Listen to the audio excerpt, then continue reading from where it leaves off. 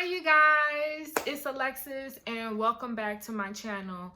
Today's video we are going to be discussing the 5 investments that you need to start at an early age. A lot of people talk about investing and how you need to have a lot of money to start investing and things like that, but you actually do not have to have a lot of money to invest.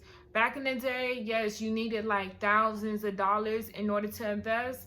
But nowadays, you don't need that much money just to start investing. This video is going to be for you guys who want to learn about the 5 ways that you can already go ahead and start investing. Number 1 is obviously going to be investing in the stock market. I am a firm believer and I do it myself. I have my own investments in the stock market. The stock market is a great way to start investing.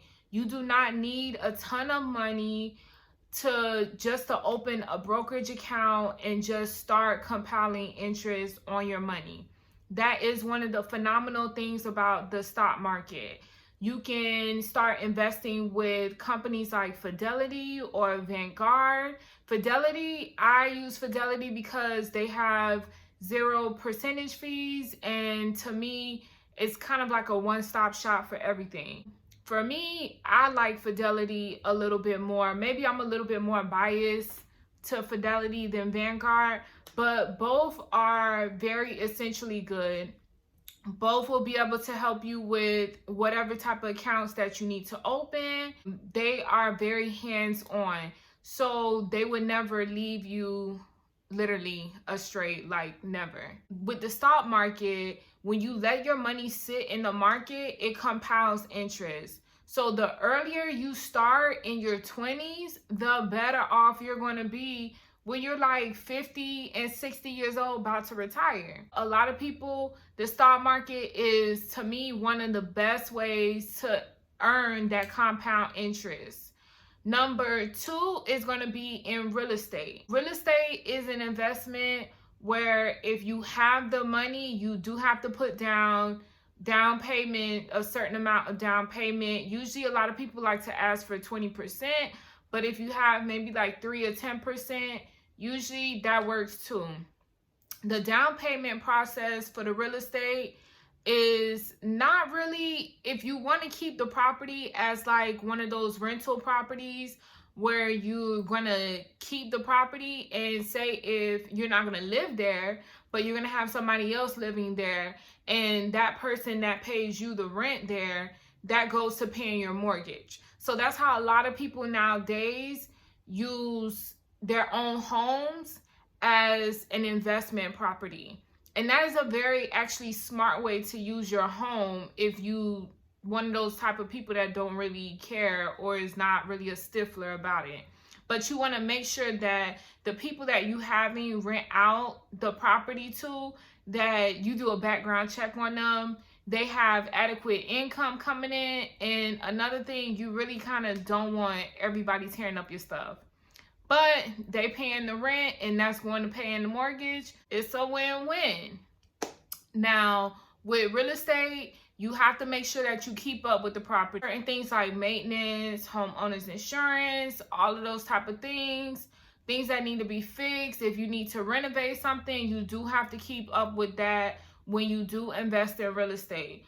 But the longer you hold on to the property, the more equity that the property does have, and it does start to build throughout the year. You decide that you want to sell it maybe 10 years from now, you build so much equity in the house that you will probably be getting back a way higher return than what you actually pay for the home. That is the beautiful thing about real estate. Then another way, which would be number 3, would be to invest in the S&P 500. Like index funds, mutual funds, it's also through the stock market, but you're being like more specific as far as your investment goes. And with that, you're going to always, when it comes to the stock market, you're going to always get a return of at least 9 to maybe the highest 12% rate return. So far, it's done me wonderful. I haven't had a bad year even when the market goes up and down. And another side note, that a lot of people think that the stock market and the real estate market are dependent on each other, but they're actually not. There are two separate markets that are not dependent on each other. So just like when there was the real estate recession, the stock market wasn't dependent on that. So the market was still doing well during that time because the two are individuals, and just because one goes up does not mean that the other one is going to go down or the other one is going to go up. The markets, they just do its own thing pretty much. Then what you can also get into, which is tip number 4, which would be the real estate trust properties. So that is more of commercial properties. It's not residential, so it's more commercial, and you have less work to do in those properties actually. So you are going to be more of like the silent partner in those properties, because pretty much the company does all the work for you. So you just have to relax. Now, versus if say you're renting out the house, you have your own multi-family house and you're renting it out, yes, you have to do majority of the work for that single family home. But when it comes to real estate investment trust, they're dealing with more of the commercial side of real estate. Don't really have to do that much work. It's more of the corporation doing a lot of the work, and you're just pretty much like the silent partner for it. But that is another way that you can get into that type of investment, and that's a really good investment that I actually know a couple people who are doing. Then tip number 5 is going to be the omega of all omegas, debt repayment, you guys. I know a lot of people are like, how is that an investment? But it's actually an investment. Paying off your debt is the biggest investment there is, because once you pay the debt off, your credit score goes up. Debt repayment is the biggest investment that we can ever do. Technically, number 5 should probably be number 1, because in actuality, in order to get to the other 4, you have to go through number 5 first.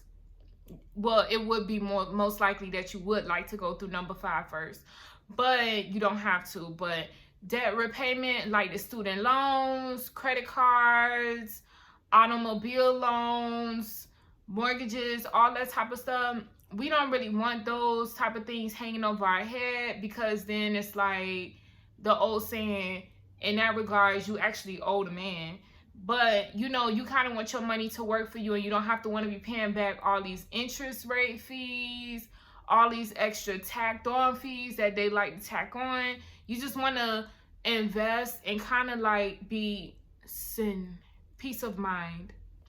So I call that an investment strategy. That's my 5th tip. Investment strategy for you guys would be debt repayment. To make sure that you build like some type of payment plan, get on some type of payment schedule to pay off whatever you owe, even if it's student loans. And say if your student loans are like $500,000, pay that off and just go on about your life and keep it moving and pushing. Because when the best feeling is when you can have money in your hand, and you know you don't have to, come here a little bit closer, you don't have to pay nobody nothing out of that money that you got in your hand. That's like the best feeling in the world to me. But anyways, those are the 5 tips for things that you need to invest in when you're at an early age. All of those you need to invest while you are young. You will thank me later, the younger you do it rather than the older you do it, because time is on your side. Yeah, I'm just having a moment. But anyways, thank you guys for tuning into my channel, and I will be making more content like this. You guys leave me comments down below, like this video, and subscribe. Give me a thumbs up, you guys, and I will talk to you later. Bye.